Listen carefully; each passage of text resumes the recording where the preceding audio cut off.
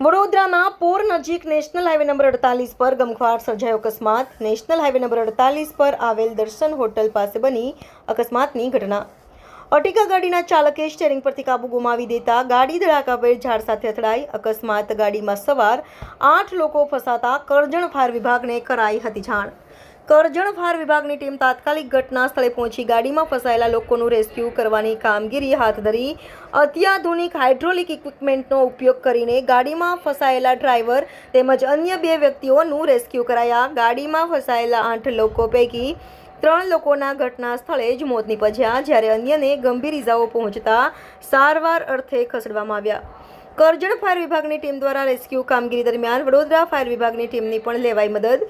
અકસ્માતના પગલે સ્થાનિક પોલીસ ઘટના સ્થળે પહોંચી વધુ તપાસ હાથ ધરી છે।